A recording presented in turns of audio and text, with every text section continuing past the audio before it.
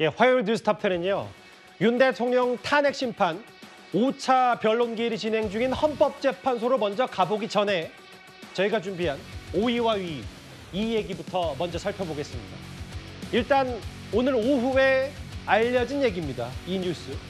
이 내란 수괴 혐의로 구속 기소된 윤석열 대통령이 법원에 구속 취소를 청구했습니다. 바로 화면을 하나하나 만나볼까요? 대통령 측이 법원에 구속 취소를 청구했다. 이현정 의원님, 네. 일단 윤 대통령 측은 본인들이 도주 우려, 증거인멸 우려 없다. 그리고 공수처 구속도 불법이다. 그렇기 때문에 구속도 취소돼야 된다. 이 논리를 대는 겁니까? 저도 이 구속 취소라는 것은 좀 잘 들어보지 못한 조치입니다. 근데 보통 이제 구속되고 난 다음에는 구속 적부심이나 아니면 이제 보석을 청구하는 것인데 예. 아마 이번에 윤 대통령 측에서는 이제 구속 취소를 요구를 한 것 같습니다. 아마 그 배경에는 기본적으로 이 검찰의 기소가 부당하다, 불법적이다, 아마 이런 것들이 깔려 있는 것 같아요. 즉 공수처에서 수사를 이제 해서 검찰로 넘겼고 검찰에서 이제 체포영장 이 구속 연장이 안 되니까 예. 바로 이제 검찰이 기소를 했지 않습니까? 이제 그런 부분에 대한 절차적 어떤 문제에 대한 것들을 좀 지적하고 싶은 것 같고 물론 이 구속 취소는 구속 사유가 없을 경우에 이제 하는 조치라고 하는데 문제는 이제 이게 그 법원에서 한 7일 안에 결정을 해야 된다고 그래요. 일주일 안에요. 그렇죠. 그 이후에도 아마 또 보석은 신청할 수 있는 걸로 보여지는데 예. 어쨌건 윤 대통령 측에서는 할 수 있는 모든 어떤 조치들을 단계로 지금 체포영장도 마찬가지지만 다 밟아나가는 이런 상황인 것 같습니다. 5차 변론기일 직전에 윤 대통령 측의 이런 요구상 구속 취소 법원에 청구했고 탄핵 심판도 주 1회, 일주일에 한 번만 하자 이건데 다음 화면을 볼게요. 오랜만에 나오셨습니다. 판사 출신인 전상범 변호사님. 그런데 애초에 윤 대통령 측은 보석 신청을 검토한다는 얘기 있었는데 네. 보석이 아니라 구속 취소를 청구했다. 이걸 어떻게 저희가 볼까요? 우선 보석은 어떤 구속영장의 효력을 인정하는 전제에서 하는 것입니다. 예. 그러나 구속 취소는 법조문을 보면은 구속 사유가 없거나 소멸된 경우에 할 수 있습니다. 아하. 아마 지금 생각은 어떤 다른 구속 사유, 우리가 생각하는 범죄 혐의 소명, 도주 우려 이런 부분을 넘어서서 가장 중요하게 보는 게 공수처가 수사권이 있느냐 이 아하. 부분에 대해서 한 번 더 확인을 받으려고 하는 것 아닌가 싶습니다. 예. 기본적으로 공수처는 내란죄에 대한 수사권이 없습니다. 예. 그리고 또 직권남용죄의 수사권 같은 경우는 현직 대통령은 직권남용죄를 수사를 할 수가 없습니다. 예. 그렇다면 공수처에서 수사할 수 있는 게 없는데 예. 그러면 내란죄를 연결해서 관련 범죄를 수사할 수 있느냐 이 부분에 대해 계속 의문을 제기하고 있고요. 예. 또 그동안 법원에서는 그런 부분을 넘어서서 영장이 발부가 됐지만 예. 판사들은 각자가 독립된 헌법기관이기 때문에 또 다른 판단을 할 수도 있을 거란 기대하에 구속 취소를 신청한 걸로 봅니다. 그러니까 전 변호사 말씀은 이게 보석은 구속영장의 효력은 인정되지만 집행만 정지하는 거고 반면에 구속 취소는 구속영장의 효력 자체가 없어진다. 네, 그러면 그렇습니다. 이 내란죄 수사권이 공수처에 있는지 없는지를 다시 한번 따져 묻겠다 뭐 이런 건데 네. 그러면 전 변호사님 이게 대통령 측은 공수처도 불법이고 안 도망가고 증거인멸도 없다. 그러면 실제로 법원이 대통령 측의 구속 취소 청구를 받아들여줄 가능성도 있는 거예요? 기본적으로 제가 이제 판사 생활하면서 예. 이렇게 기소되자마자 구속 취소 신청이 들어온 적은 저는 없었습니다. 이례적이죠? 아마 지금도 이제 재판부가 굉장히 골머리를 앓고 있을 것 같고요. 예.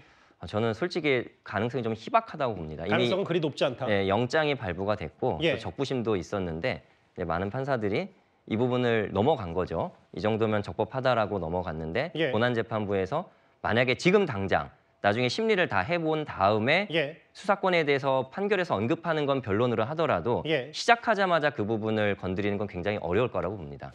일단 윤 대통령 측은 할 수 있는 조치는 다 하겠다. 구속 취소도 청구하겠다. 보석, 당초 예상이 됐던 보석이 아니라 이 얘기를 했는데요. 윤 대통령 측의 오늘 입장 또 하나 있어요. 비슷한 시점 또 하나 헌법재판소에 대한 얘기도 했어요. 법관, 양심과 법률에 따라 재판해야 되고 이념과 소신을 버리고 양심에 따라 우리 모두가 납득할 수 있는 판단을 해주길 바란다. 이게 마치 최근에 여당에서 집중적으로 제기하고 있는 헌법 재판관의 편향성 문제를 거론한 거겠죠. 어제였습니다. 헌법재판소가 원래 최상목 권한대행이 마은혁 후보자를 임명하지 않은 게 위헌인지 아닌지 그거를 밝힐 예정이었는데 불과 2시간 전에 이걸 전격적으로 미뤘었죠. 국민의힘은 헌법재판소를 향한 공세를 다시 시작했습니다. 설사 현재가 대통령 권한대행의 마은혁 후보자 임명 보류를 위헌 결정하더라도 최상목 권한대행이 그 즉시 임명해야만 하는 것은 아니라는 게 법조계의 중론입니다. 대통령의 최종적 의사를 거쳐야 한다는 뜻입니다. 거대 야당이 정략적으로 추천해 날치기 처리한 논란의 후보자에 대해 헌재까지 나서 반드시 임명해야만 한다고 결정한다면 다수당에게 헌법재판관 임명 권한을 부여하는 것으로 대통령의 임명권을 헌재가 임의로 박탈하는 반헌법적 해석이 될 것입니다. 저 얘기예요. 헌법재판소가 어제 기억하시겠지만 불과 2시간 전에 중대한 결정을 연기하면서 오전에는 이 재판부 결정 안 따를 경우 최상목 권한대행 헌법과 법률을 어기는 거라고 강조했었는데요. 그 이현정 의원님, 네. 오늘 유상범 의원 주장은 이건 이렇게 압박하는 건 대통령 임명권을 임의로 박탈하는 거다. 여당에서는 이런 얘기를 했어요. 헌법재판소를 향한 이제 여당의 어떤 공세가 일단 계속되고 있는 것 같습니다. 그만큼 이제 헌재가 지금 일단 이제 마은혁 후보자에 대해서 이제 다시금 심리를 한다고 하는데 예. 글쎄요. 아마 제가 볼 때는 아마 마은혁 후보자는 윤 대통령 심판될 때까지는 아마 임명되기는 꽤 어려울 것 같습니다. 왜냐하면 이제 마은혁 후보자가 중간에 임명된다 하더라도 예. 아마 윤 대통령 측에서는 그 적법성 여부라든지 여러 가지 문제를 제기할 거기 때문에 아마 헌재의 저런 방침은 기본적으로 아마 좀 지연될 수밖에 없는 옛날 박근혜 전 대통령 같은 경우도 이제 8명으로 당시에 이제 이 심판이 내려졌지 않습니까? 아마 그거 할 것 같은데 문제는 우리가 헌법을 보면요. 대통령은 이제 임명권을 갖고 있습니다. 즉 헌법재판관에 대해서 대통령은 추천이고 임명이고 나머지 어떤 대법원장이나 그다음에 이제 국회 측은 추천하고 대통령이 임명한다 이렇게 돼 있어요. 예. 그러니까 그 어떤 이 명시적으로 돼 있는 이유는 결국 대통령이 어떤 헌법재판관들에 대한 물론 추천은 대법원장이나 국회에서 하지만 예. 임명할 수 있는 권한은 대통령한테 주어지고 있는 부분이거든요. 근데 이제 어제 헌법재판소 공보관이 이제 결정 내리기 전에 저런 입장을 물론 기자의 질문입니다만은 예. 이야기를 한 것 자체가 따르지 않으면 위법이라는 건 물론 원론적인 이야기겠죠. 그렇지만 헌법재판소에 결정 내린 부분에 대해서 현재 국회 측에서도 아직 개정하지 않은 법률이 꽤 있고 예. 특히 또 대통령은 독자적으로 임명에 대한 권한이 있기 때문에 이런 부분들을 이제 지적을 하면서 헌법재판소의 어떤 뭐라고 그럴까요? 지금의 어떤 행태에 대한 어떤 견제를 계속 이어나가고 있는 게 아닌가 저는 그렇게 봅니다. 김진욱 대변인님, 이 유상범 의원 검사 출신 유 의원의 말을 듣기에 따라서는 아니 일국의 대통령 권한대행한테 헌재가 뭐라고 이거 이미 박탈하는 거냐? 꼭 임명 안 하면 법률 위반이다. 이렇게 압박하는 건 옳지 않다고 얘기하고 있거든요. 지금 국민의힘에서 헌법재판소에 대해서 저런 식의 압박이 저는 오히려 더 부당하다 이렇게 말씀을 드려야 될 것 같고요. 지금 헌법재판소의 구성 원리라는 게 있지 않습니까? 예. 대통령이 3분, 또 국회가 3분, 그리고 대법원에서 3분 이렇게 각각 3주체가 임명을 추천하게 되어 있는데 이것은 우리의 이 3권의 분립의 원칙에 따라서 이렇게 추천하게 되어 있는 것이고요. 또 국회에서는 단순한 추천이 아니라 선출 절차를 거치게 되어 있습니다. 그래서 정당이 추천하고 그 정당에서 추천하는 사람들에 대해서 인사청문회를 하고 그것을 본회의에서 의결을 통해서 정상적으로 선출한 과정을 정부에 이송했다면 그 부분에 대해서 대통령은 임명을 해야 되는 그런 형식적인 임명권을 갖고 있다라고 보여지는 것이고 만약에 대통령이 임명하고자 하는 3사람을 제외하고 국회가 추천한 3분 또는 대법원이 추천한 3분에까지도 대통령이 일정하게 임명에 대한 영향력을 행사할 수 있다라고 한다면 굳이 이런 식의 인사 절차를 구성 절차를 갖출 필요가 있었겠는가? 이것이 이 헌법재판소를 헌법에 담았을 때의 그런 취지하고는 매우 어긋난다. 그런 측면에서 오히려 지금 대통령에게 새로운 어떤 이 헌법재판관들에 대한 임명에 대해서 관여할 수 있는 권한을 준다라는 것 이런 것들이 반헌법적이다 이렇게 볼 수 있는 여지가 충분히 있다고 보여집니다. 헌법재판소의 정당성 혹은 편향성을 여당이 집중 공격하는데 어제 오늘 여당이 겨냥하고 있는 쟁점은 이겁니다. 두 가지. 첫 번째는 바로 지금부터 쭉 만나볼 헌재가 뭔데 월권으로 최상목 권한대행 압박하냐. 두 번째가 바로 이 어제 있었던 졸속 논란. 이렇게 중요한 얘기를 선거 2시간 전에 연기를 알리면서 이게 이례적일 뿐 아니라 헌법재판소가 5점을 남겼다는 법조계의 의견도 있는데요. 교수들의 목소리 한번 직접 듣고 와서 관련 얘기를 해보겠습니다. 아주 특이한 경우죠. 이례적인 게 아니라 없는 일이죠. 급히 서둘렀던 거야. 헌법재판소로서 최소한의 기본적인 판단을 안 한 거예요. 신뢰 문제가 생기는 거죠. 5점 중에 큰 5점인 거예요. 국회 의결도 안 거치고 단독으로 권한쟁의 심판을 국회 이름으로 청구한 것 자체가 그게 무효거든요. 그런데 그거를 간과하고 인용하려고 했던 거 아닌가. 이른바 헌법재판소의 졸속 논란. 전상범 변호사님. 네. 변론 준비 기일도 생략하고 이것도 단 하루고 최상목 권한대행이 변론 재개 요청하니까 이거 3시간 만에 기각했다가 2시간 만에 돌연 연기했다. 헌법재판소가 일단 이 마은혁 후보자를 임명하냐 위헌 여부를 두고 상당히 중요한 얘기에 논란을 자초했다. 이렇게 개인적으로 생각을 하십니까? 기본적으로 재개 신청을 했는데 예. 그 재개 신청을 기각하고 직권으로 재개를 했어요.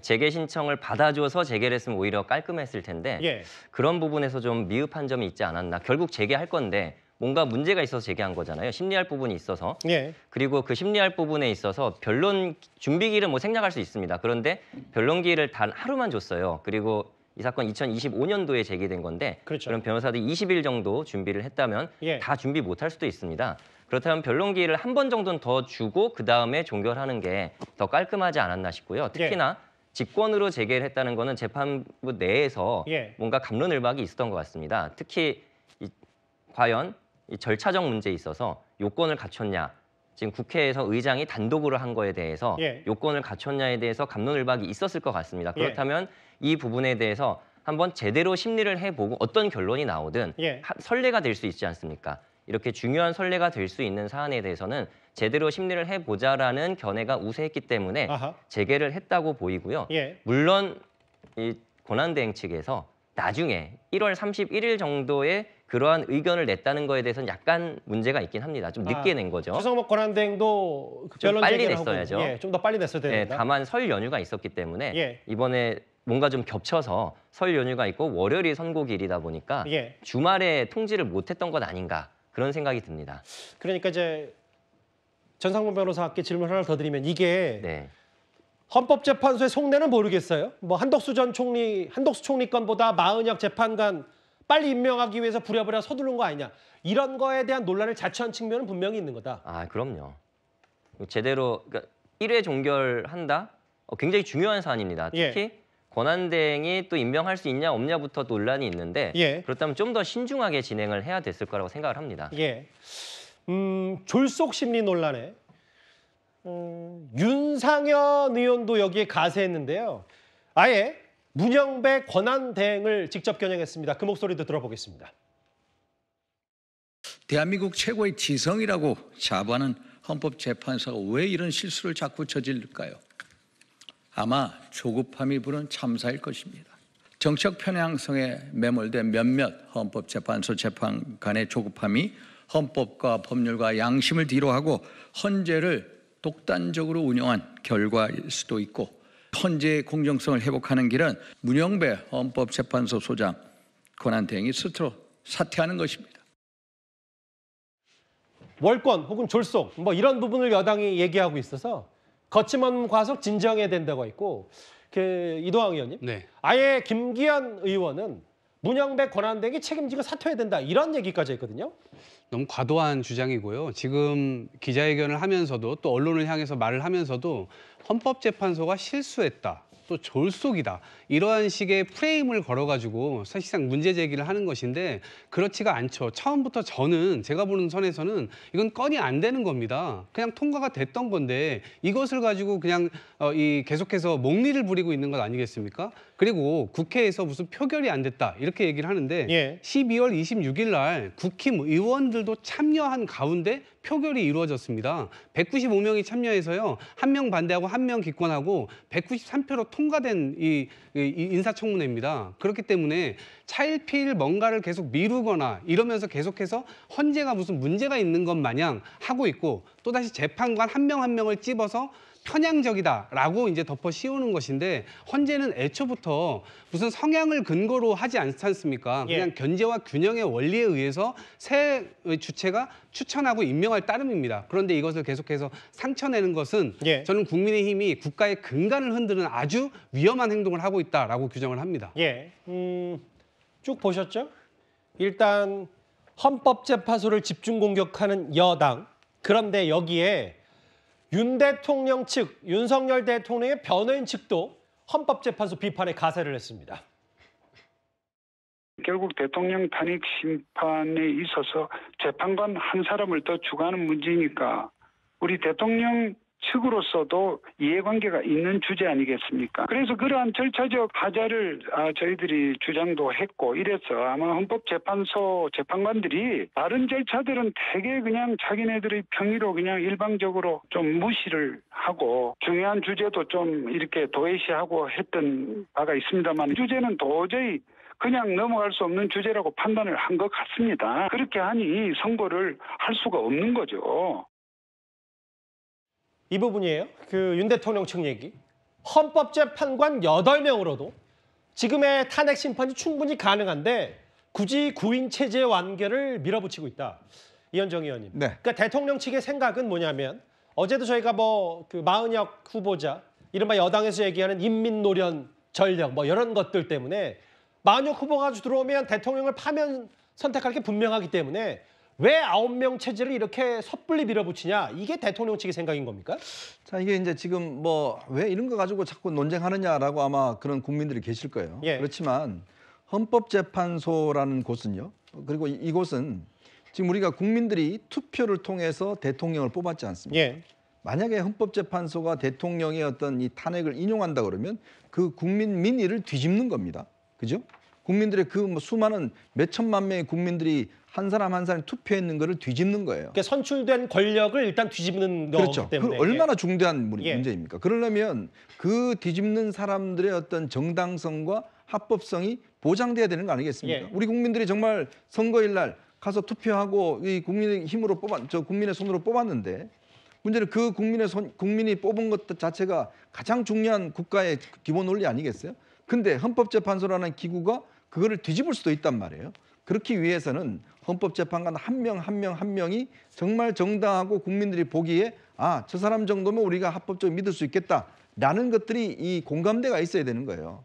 근데 지금 문제는 뭐냐면 마은혁 후보자 같은 경우는 이 국회가 일단 기본적으로 원칙을 깼습니다. 예. 그 원칙이 뭐냐면 국회 추천 3인의 경우에 보통 우리가 그동안 지켜왔던 관례가 여야 1명씩 그리고 여야가 합의해서 1명 이 원칙이 지켜져 온 거예요. 예. 물론 여야가 합의했다 하더라도 그 원칙을 깨서 일단 선출하는 것이 법적인 문제가 있는 것이고요. 또 하나는 이 마은혁 후보자가 나타나고 있는 여러 가지 어떤 전력이나 이런 것들이 예. 과연 국민들이 보기에 정말 이 중대한 어떤 국민의 결정권을 뒤집을 만한 자격과 공정성을 갖고 있는가 그거에 대한 지금 의문을 제기하는 거 아니겠습니까? 그리고 이거를 또 헌재가 너무 빨리 급속하게 결정하려고 그러다가 결국 본인들도 지금 늦춰버린 거고요. 이러한 문제가 지금 발생을 했기 때문에 예. 결국 이 구인 체제로 이제 헌법재판소가 밀어붙이려고 하는 그런 의도는 있지만 그러나 이거는 국민들이 나중에 헌법재판소의 결정을 수용하느냐 여부 이게 굉장히 중요하거든요. 예. 만약 이거 수용하지 못하면 진짜 이거는 모든 문제는 거리에서 해결할 수밖에 없는 중대한 사태입니다. 그렇기 때문에 이것에 대한 적법성 여부를 계속 따지고 있는 거 아니겠습니까? 이 질문을 제가 전 변호사께 드릴게요. 왜냐하면 저하고 화면을 같이 보실까요? 실제로 여러 우여곡절 절차들을 거쳐서 만약에 마은혁 후보자가 헌법재판관으로 임명이 됐어요. 구인 체제가 완성이 됐다 하더라도 혼란이 더 커진다는 얘기, 뭐 윤 대통령 측이 반발할 수도 있고 이런 전망을 저희가 어떻게 볼 수 있는 겁니까? 기본적으로 재판을 임할 때는 판사가 바뀌면 변론 갱신이라는 절차를 거쳐야 됩니다. 아하. 변론 갱신이라는 거는 기존에 했던 변론을 처음부터 끝까지 다시 해야 된다는 겁니다. 예. 근데 일반적으로는 굉장히 간략하게 진행을 합니다. 예를 들어 제가 판사실에 변론갱신할 때는 예. 뭐 이런 증인신문이 있었는데 이 증인신문의 내용은 간단하게 이런 내용입니다. 예. 그리고 어떠한 서류를 증거조사를 했는데 이 서류의 취지는 이렇습니다. 이 정도로 갱신하는데 동의하십니까? 라고 하면 보통 동의하고 넘어갑니다. 아하. 그럼 변론갱신이 보통 5분에서 10분 내로 끝나는데 예. 그것도 긴 겁니다. 정말 짧게 하는 분들 1, 2분 만에 끝나기도 아하. 합니다. 그런데 변론갱신을 난 그렇게 할 수 없다. 정식으로 변론갱신을 하자라고 얘기를 할 경우에 예. 특히 이제 양승태 대법원장 사례가 있습니다. 그 당시에 증인신문을 하다가 판사가 바뀌었습니다. 예. 그래서 예전에 했던 증인신문을 전부 다 녹음을 다시 들었습니다. 아하. 그럼 몇 개월 걸리는 거죠. 처음부터 갱신만. 되돌릴 수도 있다. 처음부터 되돌려서 했죠. 예. 우리 이번에 또 윤 대통령도 우리도 그렇게 하겠다. 우리도 처음부터 모든 증인신문을 다 녹음을 틀겠다라고 한다면 시간이 굉장히 지체되는 거죠. 말씀 끊어서 정말 죄송한데 좀 네. 더 꼭꼭 씹어서 하고 싶으면 지금 8명에서 헌법재판관 다 해놨어요. 네. 근데 마은혁 재판관이 우여곡절 때 합류를 했어요. 네. 그러면 윤 대통령 측에서 판사 한 명 더 들어왔으니까 재판관 한 명 더 들어왔으니까 처음부터 아예 다 다시 시작하자 이렇게 할 수도 있다. 그렇게 주장을 하겠죠. 그 마은혁 재판관을 위해서. 마은혁 아하. 재판관은 이런 게 있어요. 또 판사들이 중요해서 진도를 여기는 못 게 따라갔으니까 예를 들면 직접 심리주의가 굉장히 중요합니다. 예. 그러니까 본인이 서류로만 보는 게 아니라 예. 직접 증인신문을 했냐 안 했냐에 따라서 그 직접 음성을 들었느냐 아니냐에 따라서 심정이 달라질 수 있기 때문에 예. 판사를 위해서도 좋은 거 아니냐라고 얘기를 하면은 거부하기가 굉장히 어려울 겁니다. 그렇다면은 그동안 진행했던 절차들이 다시 반복이 되면 이제 시간이 지연될 수밖에 없는 거죠. 그렇기 때문에 과연 갱신을 제대로 할 거냐 말 거냐부터 논란이 있을 겁니다. 만약에 우리는 간단하게 갱신을 하겠다고 하루 만에 끝낸다라고 한다면 그것 또한 헌법재판소 앞에서 굉장히 이제 많은 사람들이 어떤 결정이 나오든 그러게요. 수긍할 수 있을지 굉장히 의문이 들 수 있는 상황입니다. 이해가 됐어요. 그러니까 대통령직을 내려놔야 되냐 아니냐라는 중차대한 일이기 때문에 단순히 헌법재판관 한 명이 들어와서 진도를 따라가는 문제가 아니라 실제로 그러면 탄핵 심판 자체가 늦춰질 수 있다. 이렇게 되면 마은혁 후보자의 임명 여부가 꽤 큰 변수가 될 수도 있어요.